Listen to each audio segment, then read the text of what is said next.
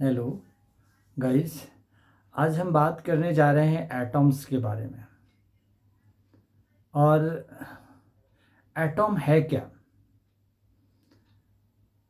The smallest particle of an element which contains all the properties of that element, that is called atom. मतलब किसी भी substance का, किसी भी matter का वह सबसे छोटा पार्टिकल जिसके अंदर उस मैटर के, उस एलिमेंट के सारे प्रॉपर्टीज मौजूद रहते हैं, वह एटॉम कहलाता है। The smallest particle of an element which contains all the properties means अब उसको तोड़ने के बाद उस एलिमेंट की प्रॉपर्टी नष्ट हो जाएगी। That very small particle is known as atom. The smallest particle of an element which contains all the properties of that element, that is called atom. अब है क्या कि एटॉम का जब विश्लेषण किया गया, एटॉम को जब एक्सपेरिमेंटली ब्रेक किया गया तो देखा गया कि इसके अंदर बहुत सारे तरह के पार्टिकल्स हैं।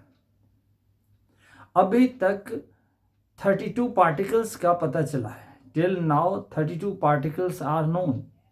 For example electron, proton, neutron, positron, meson, gluon, neutrino, positron and so on. और उसके अंदर और कितने पार्टिकल्स हैं अभी तक लोगों को पता भी नहीं, लेकिन अभी तक 32 पार्टिकल्स का पता चला है। तो उसमें जितने पार्टिकल्स का अभी तक पता चला है उसमें इलेक्ट्रॉन, प्रोटॉन और न्यूट्रॉन, ये तीन पार्टिकल्स ऑलमोस्ट सभी तरह के नोन एलिमेंट्स के एटॉम्स में प्रेजेंट है। कहने का मतलब क्या हुआ, ये electron, proton and neutron, these three particles are present in each and every type of atom. This is the reason these three particles are called fundamental particles. अपने कॉन्स्टिट्यूशन में फंडामेंटल राइट्स दिया गया है। ये फंडामेंटल राइट्स क्या है? A set of rights which has been given to each and every citizen of India, that is the fundamental rights. Same way electron, proton और neutron जो है वो हर एक तरह के एटॉम में प्रेजेंट है।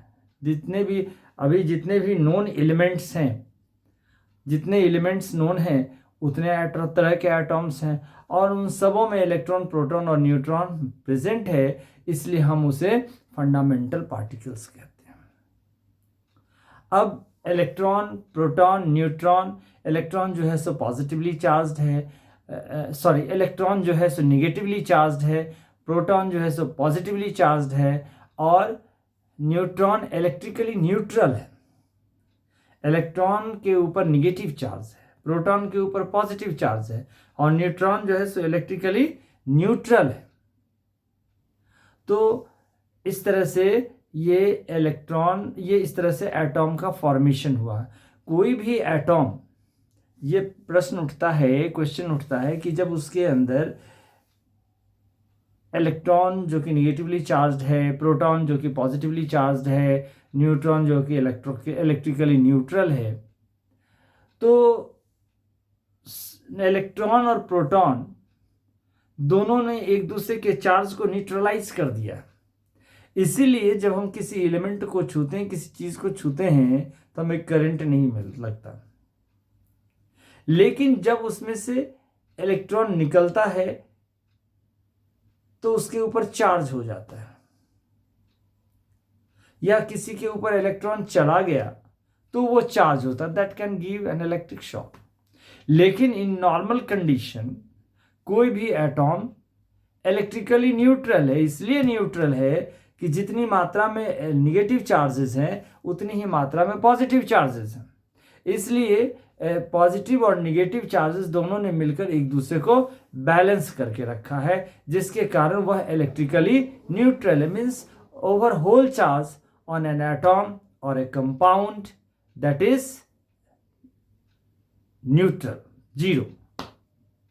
Thank you. Rest in the next episode.